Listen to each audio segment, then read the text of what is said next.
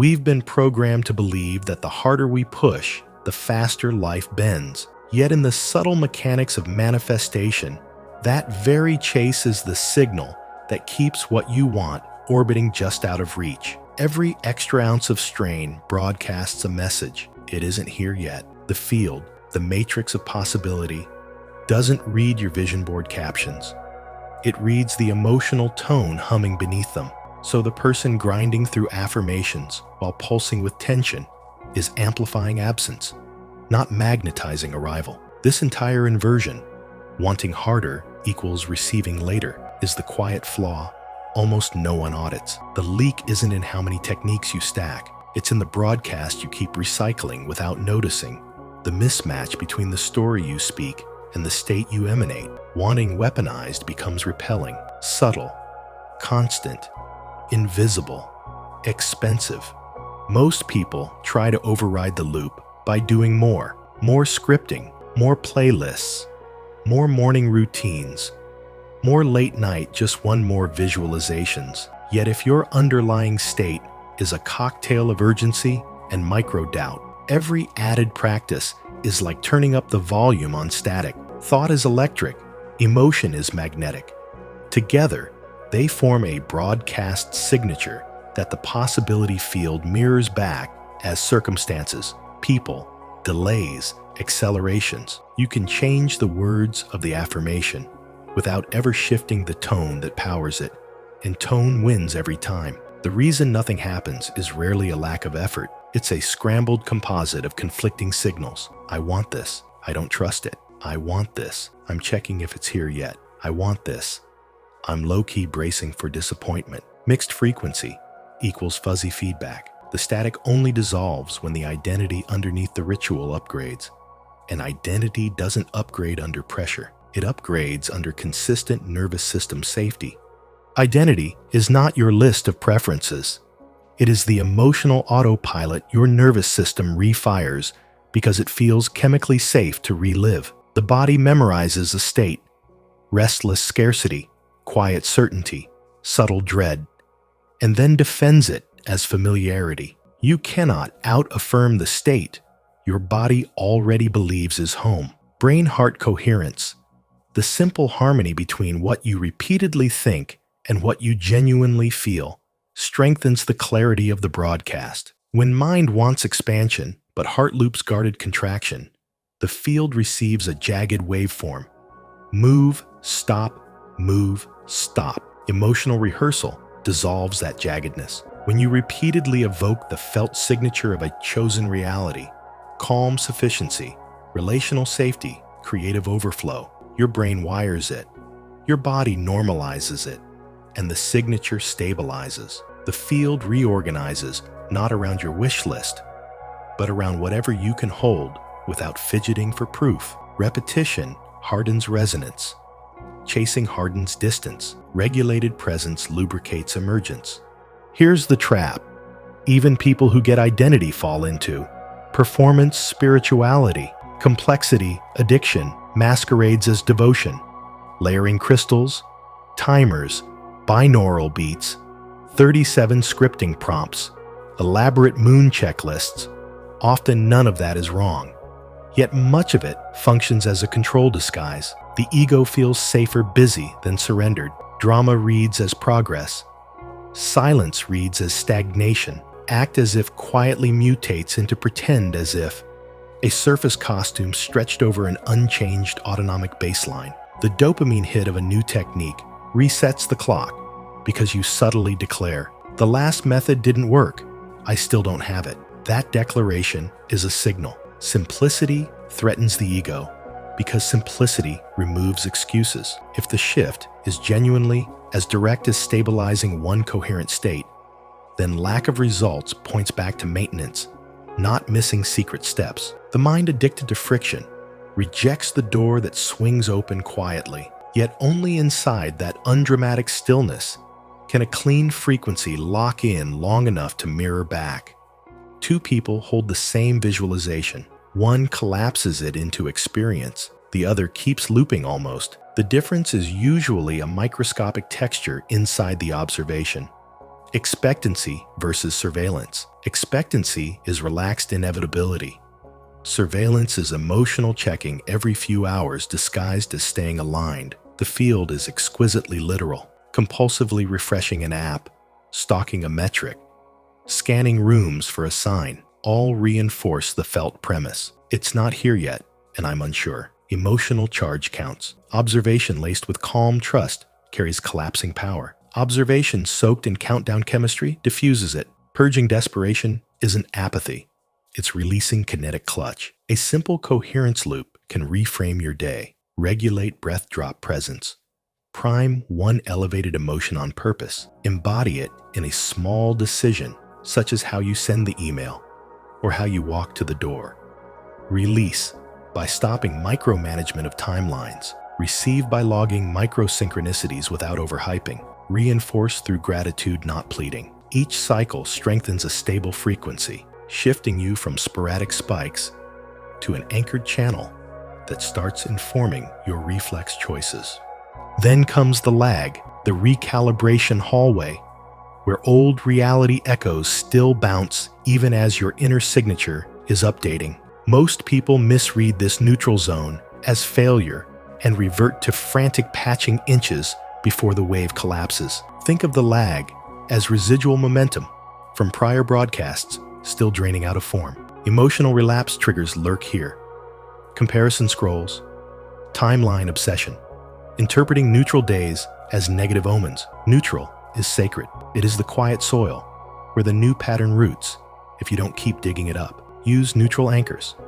Language pivots. I'm aligning instead of I'm waiting. Posture resets. Open chest communicates receiving to the nervous system. Micro breath sequences. Exhale, longer than inhale to signal safety.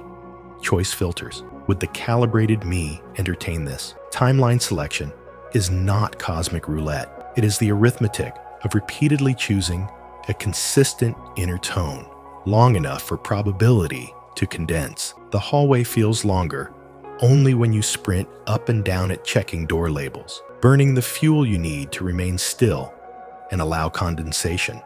Hold through lag, and you hit an inflection where reality starts whispering confirmation. Early synchronicities, a name you focused on appearing, unexpected resources, aligned comments, are not fireworks awarding you a prize. They are stability data, the signal held. So the field rearranged a breadcrumb cluster. Treat signs as calibration metrics, not emotional oxygen. Log clusters. 3 similar opportunities in a week, repeated phrases in unrelated conversations.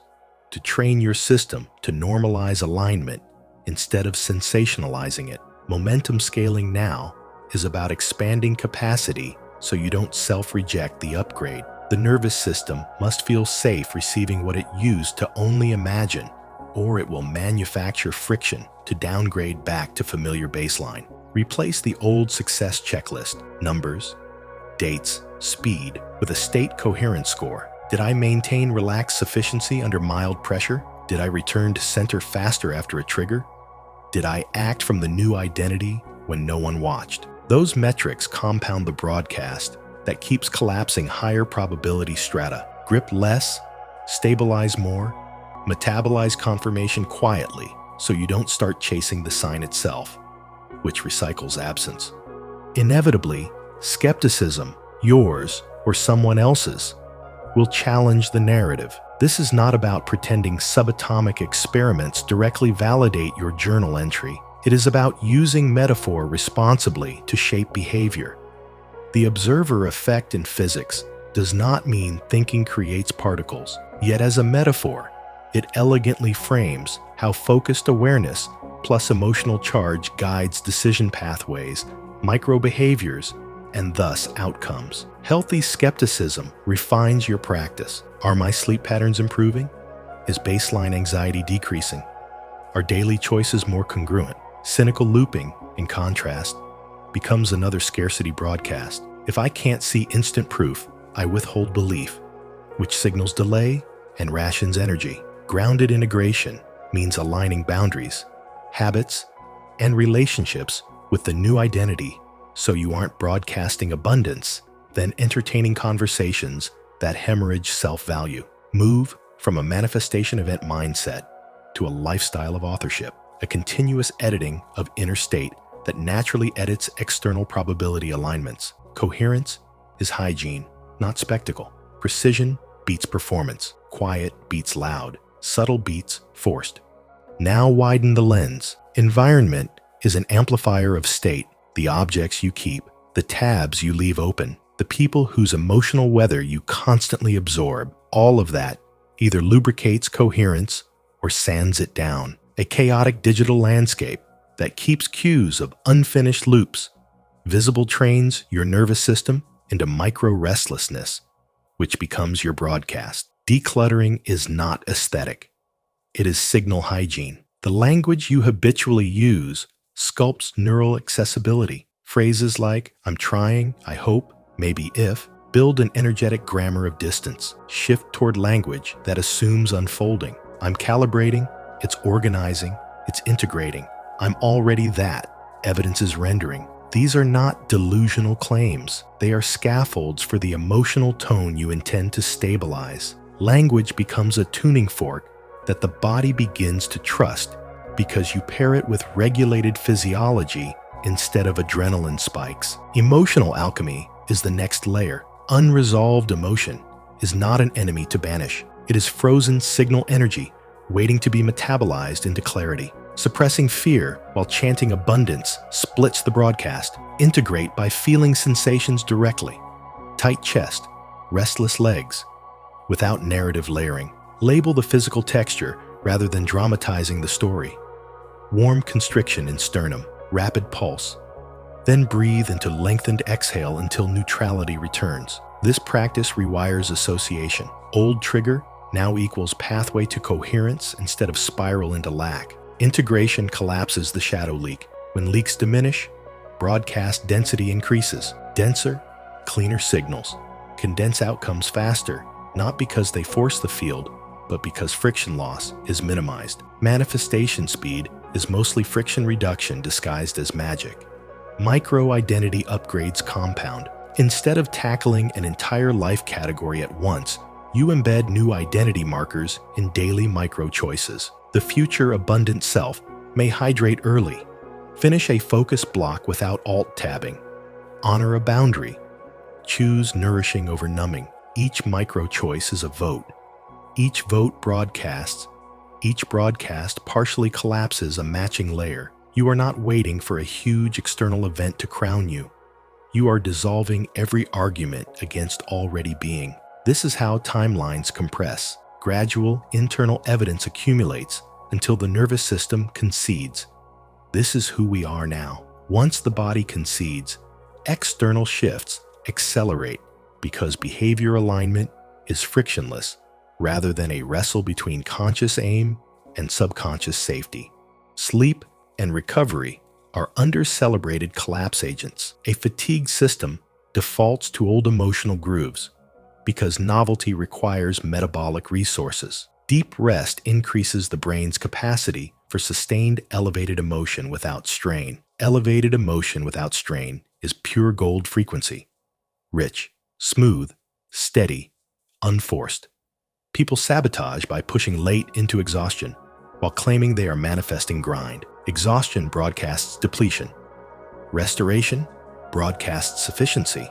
Sufficiency magnetizes. Recovered physiology equals wider emotional range, equals more nuanced resonance, equals more precise collapse. You do not earn outcomes by being ragged. You welcome them by being receptive. Advanced calibration isn't more complexity, it is refinement. State stacking means layering a base emotion. Calm, with a higher note. Gratitude and a directional flavor. Creative inevitability.